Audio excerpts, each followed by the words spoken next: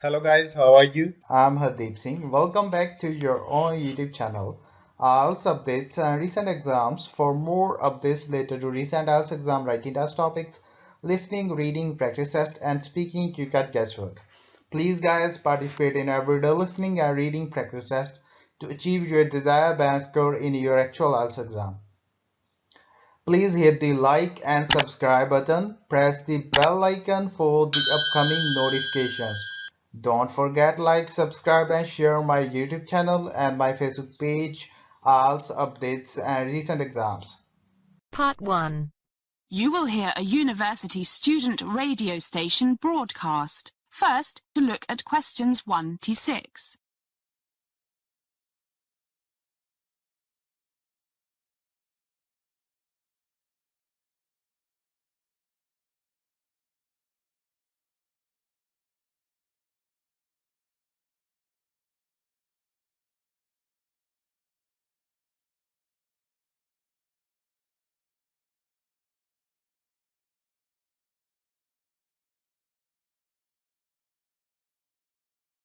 And it's a bright sunny morning here at Portsmouth University Radio, the radio station that brings you all the news and lots of the fun non-news from our wonderful campus and the city we live in. I'm your host, Mike, and with me is Rita. Hi, guys. So Rita, what's on the menu this morning? As usual, Mike, we'll start off with the most important, most exciting and interesting news for all those thousands of our highly intellectual, very serious listeners. Sports! Right, good news from the women's soccer team last night, I hear. Sure is. They thrashed Southampton by, would you believe it, not 4, not 5, but 6 goals to nil. Nothing, 0.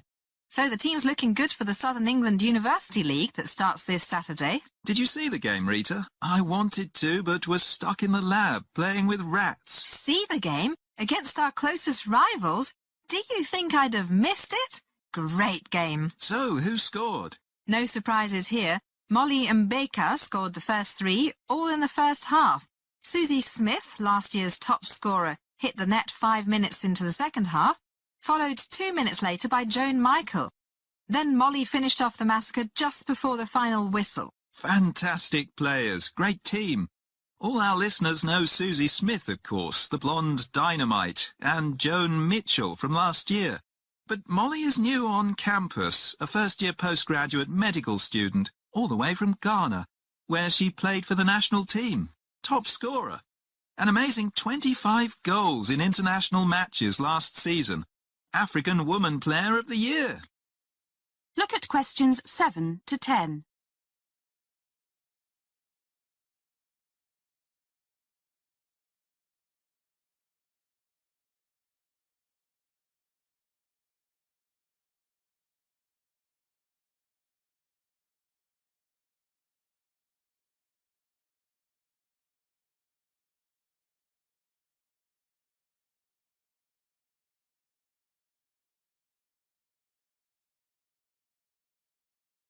Yeah, she's fantastic. She came very close to scoring more, but Southampton hemmed her in really tightly after they saw what she can do. I heard she could turn professional tomorrow if she wanted to, but prefers to enjoy the game as an amateur and study to become a doctor. That's true. OK, and how about the men's soccer team, Mike? Do I have to speak about this, Rita? A disaster. Played away at Bristol. I won't be surprised if some of them are too embarrassed to come back. Lost 6-2, and Bristol had their best 2 players watching from the sidelines because of injury. Let's change the subject. Good idea.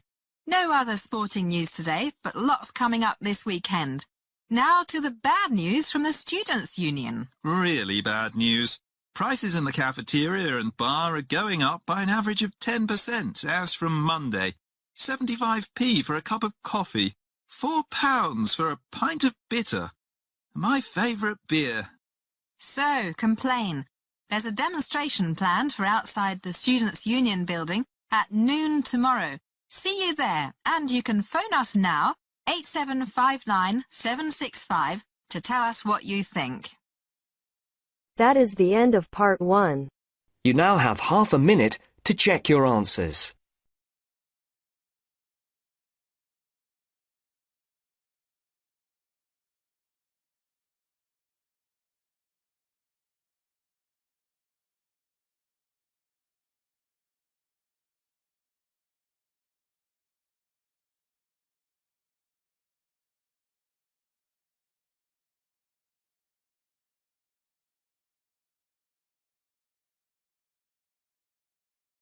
Now turns to Part 2.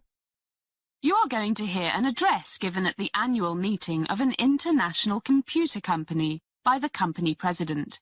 First, look at questions 11 to 16.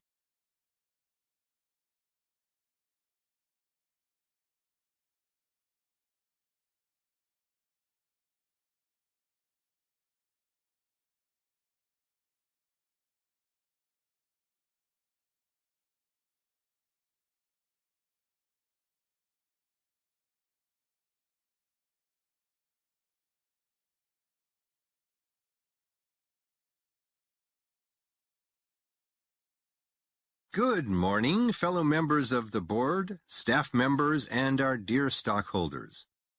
Welcome to our 6th annual general meeting. It is my pleasure to give you an overview of how the Orange Computer Company has done in the past year. When I have finished, we will be very happy to answer any questions you might have. Most of what I have to say is very encouraging, but to get it over with, I'll start with the bad news. Actually, it's not too bad. This time, a year ago, we told you that we were about to launch our first mobile phone line, cell phone for our American friends.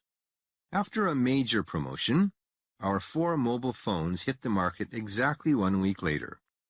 Given our excellent company reputation, very promising results from our market research, and what we thought were attractive winning features at very competitive prices, our competitors were ready and waiting, with new models at prices that we had to match.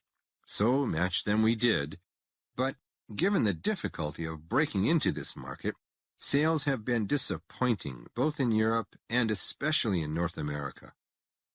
Given the massive growth of China's mobile phone production in recent years and our lack of experience in that part of the world, we did not market the phones in Asia. So our mobile phone subsidiary is still limping along, but sales are slowly growing. We believe the long battery life and reliability are beginning to have a larger impact on consumers. So we have planned a new promotion and marketing campaign stressing these 2 strengths. Our research also shows that after only a few weeks, most purchasers of the fanciest, most expensive mobile phones end up only using the basic functions: phone calls, messages, and chatting. So we will be appealing to the more conservative consumers, those who look for reliability rather than those who feel they need to always have the very latest and most complicated models. We are confident that we will soon build a strong position in this target market. Now look at questions 17 to 20.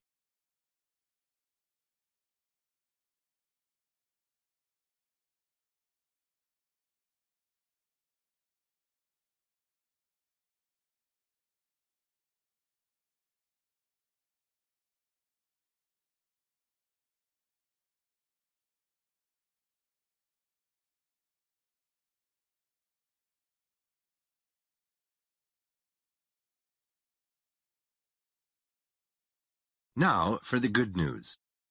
As you can see in the annual report, total group income from sales increased to just over 1.83 billion euros, a very healthy 9.5%, and net profit after taxes increased to 126 million euros, or 18%.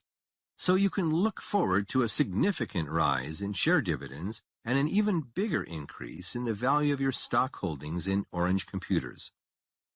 Let me briefly describe the main reasons for our even better than expected growth and profits this past year. One is the fruits of our merger 4 years ago with Ribbon Optical, Europe's largest camera and CCD maker. Our decision to get into the high-end digital and professional camera market has proven to be the right one. We have been particularly successful in the medical imaging field. Starting from nothing 3 years ago, our equipment is now being used by 12% of Europe's hospitals, and we have already, after just 18 months, made a promising entry into the North American market. In fact, just yesterday, we signed a $1.2 million contract with one of America's best-known medical schools. Another major reason for a very profitable year was the increased outsourcing of our programming to India and China. This has resulted in very significant cost reductions on our software side. And I am happy to tell you that we managed to increase the proportion of the programming we outsource without laying off any of our European programming staff, who we keep for those software and platform projects that we wish to keep most closely to ourselves. Efforts to increase energy efficiency have also reduced costs. We are also pleased that our decision, explained to you at our meeting a year ago, to stick to our core business and not to enter such areas as games, PlayStations, music, MP3, and the like, mobile phones were the one exception, is, in our opinion, proving correct. The competition is very fierce in these fields, with minimum returns, and in the case of the music side, extremely costly in legal fees. That is the end of part 2. You now have half a minute to check your answers.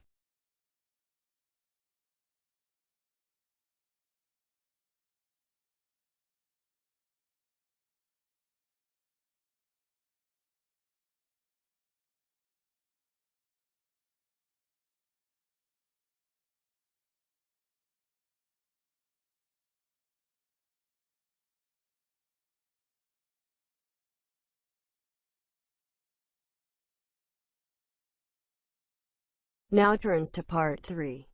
You will hear a conversation between two students, David and Maria, about the candidates for an election for student officers.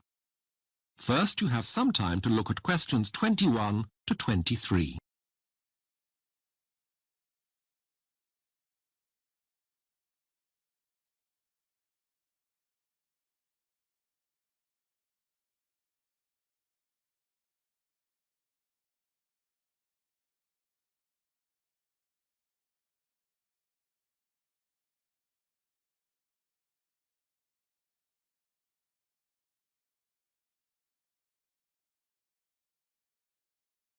Hi, Maria. Have you voted yet? Oh, hello, David. What did you say? Have you voted yet? You know, in the student union elections. Well, no. I mean, they've only just released the names of the final candidates. The first round elections were only held last week. But I voted already. Yes, but that's the first round. You know how this works, don't you? Well, not exactly. I mean, I thought you just voted. It's pretty simple. But it's made more complicated because this university has 4 colleges, not just one. Each college can have many candidates for each post. These are reduced to a logical number. Then the real voting takes place. So what did I vote for last week? That was the first round, like I said. You voted for the candidates for Peterborough College, that's all. There are also candidates from the other 3 colleges. Oh, I see. Well, there are 7 positions to apply for in the union, although 2 of those are dealt with later in the year. That's the president and the vice president. Anyway, each college sends 1 candidate on to the second round, so that's 4 in all for each post. In other words... In other words, it's 20 candidates. That's quite a lot. It isn't when you think that there are 14,000 students at this college. No, I suppose not. Can they all vote? Yes, part-time and full-time students. Everyone. But most don't. Only about a quarter of those eligible to actually bothered. You now have some time to look at questions 24 to 30.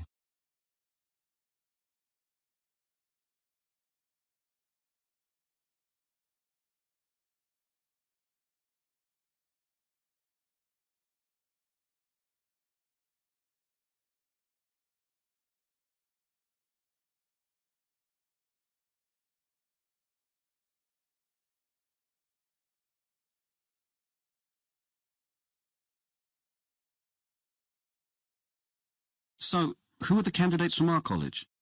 There was a leaflet about it this week. Some of the students stood as candidates for several posts. before the final ones were selected. I think Jenny de Groot is standing for Women's Officer. She wanted to be Finance Officer, but Law got that post. She seems to be more suited to working for the female students here. Yes, I like her. She's the best person for the job. I'm not sure I'd support Michael McCarthy for his post. He's putting up for Entertainments Officer. Doesn't he arrange the Saturday night band for the college? And the sports events? Surely he'd be ideal. He has so much experience. Maybe. I don't think he chooses the right kind of groups for the college. He's too way out. He's not my choice. Who's the candidate to be overseas officer? A Chinese student who's been here for just over a year. She's the president of the Chinese club, and she organises some interesting cultural evenings for them. She seems to be quite capable. Do you really think so? She's in my seminar group for linguistics. Her English is quite poor, and she's so shy she never mixes with us. Oh, there are 30 different nationalities here, so she'd need to be more sociable. Perhaps Vikram Patel would have been a better choice. Yes, I think so. Who did you say was finance officer? Law? Charles Law? He does accountancy, so he should be able to cope with the post. He'd be responsible for a lot of money. I've always thought he was unreliable. And didn't he fail some of his exams in the first year? Doesn't sound too competent to me. Okay, yes, you're probably right. Who's the other person on the list? It's Brian McKay. Oh, McKay. He's quite a character. What position is he standing for? He wants to be the liaison officer. The person who lets the teaching staff know about any problems the students might have. He's such a sociable person. He'd be a great communicator. Yes, he's articulate and well-organised, but he wouldn't be my first choice. Anyway, they're only the candidates from Peterborough College, so we'll have to wait for the results of the real election next week to see who actually gets each post. Yes, we can discuss this again. That is the end of part 3. You now have half a minute to check your answers.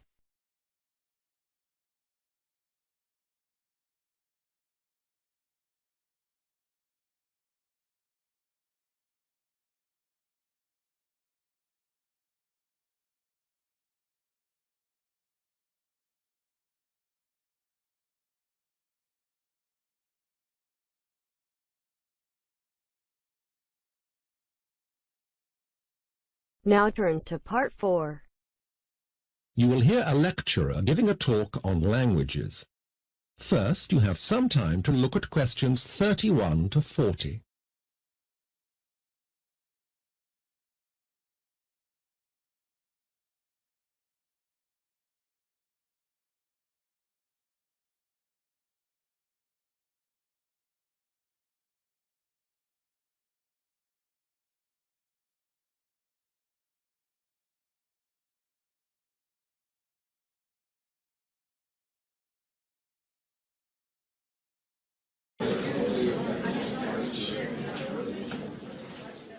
Thank you all for coming. Are we all here?